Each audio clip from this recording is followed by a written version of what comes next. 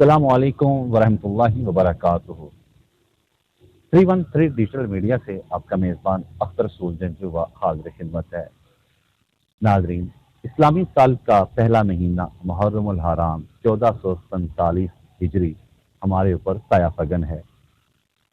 قربانی کا مہینہ، قربانی کی ایسی لازوال داستان جس کی یادیں، جس کی بازگشت، لازوال قربانیوں کی عمدہ مثال قیامت کی صبح تک اس دنیا میں قائم و دائم رہے گی۔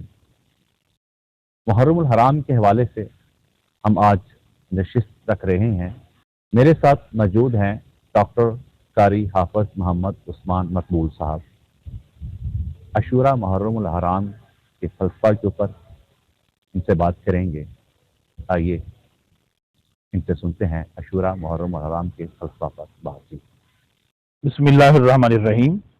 سب سے پہلے تو میں 313 ڈیجیٹل پلیٹ فارم کے حوالے سے آپ کو مبارکباد پیش کرتا ہوں کہ آپ نے ایک بہت اچھا سٹیپ لیا، اور اس وقت اس چیز کی نہ صرف ضرورت ہے بلکہ لوگوں کو صحیح تعلیمات کی اشد ضرورت ہے۔ محرم الحرام ایک ایسا مہینہ ہے کہ جس کا آغاز ہی آپ دیکھیں کہ لوگ باقی سال کا آغاز کرتے ہیں نیو ایئر نائٹ منا کر، عیاشی کر کے، لیکن دین اسلام کا تصور دیکھیے کہ دین اسلام نے کتنا خوبصورت تصور دیا کہ جب بھی آپ نئے سال کی ابتدا کریں، ہمارے پیارے نبی صلی اللہ علیہ وسلم نے فرمایا کہ تم سب سے پہلے اللہ سے دعا مانگو۔ اب دعا کس چیز کی مانگنی ہے کہ اللہ اس آنے والے سال کو ہمارے لیے امن کا بنا دے اور سلامتی کا بنا دے۔ پھر اس کے بعد آپ دیکھیں محرم الحرام میں یکم محرم الحرام حضرت سیدنا عمر فاروق رضی اللہ تعالی عنہ کی شہادت ہے۔ پھر اسی طرح 10 محرم الحرام نواس رسول جناب سیدنا حسین رضی اللہ تعالی عنہ کی شہادت ہے۔ آپ دیکھیں اسلامی سال کے اختتام بھی قربانی پہ ہے اور اسلامی سال کی ابتدا بھی قربانی پہ ہے۔ تو گویا کہ یہ دین ہمیں یہ سمجھا رہا ہے، اور محرم الحرام کا درس یہ ہے کہ ہم مسلمان ہر وقت قربانی کے لیے اپنے آپ کو تیار رکھیں۔ وہ قربانی وقت کی بھی ہو سکتی ہے، وہ قربانی جان کی بھی ہو سکتی ہے، وہ قربانی مال کی بھی ہو سکتی ہے۔ اور آپ دیکھیں کہ میدان کربلا میں تینوں چیزیں، وقت، جان اور مال، اللہ کے حضور پیش کیا گیا۔ تو حضرت سیدنا حسین رضی اللہ تعالی عنہ کی سیرت کو پڑھنا چاہیے۔ اور یہاں پر میں ایک اور بات کروں گا کہ یقیناً بڑے ہی یہ مبارک ہستیاں تھیں جو دنیا سے شہادت کا تاج لے کر یہاں سے پردہ فرما گئیں۔ ہم صرف ان کی شہادت کو نہ دیکھیں بلکہ ان کی سیرت کو بھی دیکھیں۔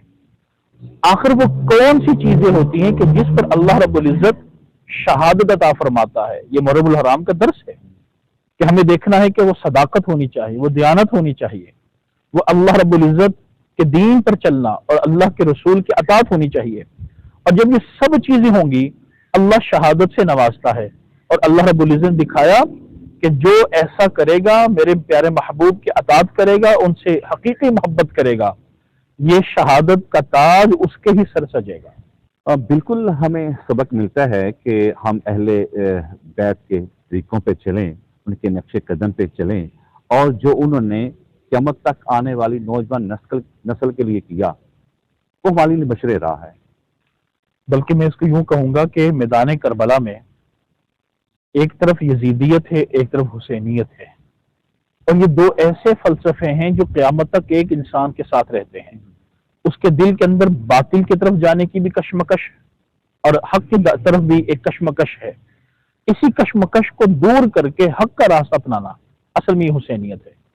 میں یہ کہتا ہوں کہ کربلا دو ہیں، ایک باہر کا کربلا تھا جو 61 ہجری کے اندر ہو گیا، ایک اندر کا کربلا ہے جہاں ہر وقت انسان حق اور باطل کی جنگ میں برسر پیکار ہے۔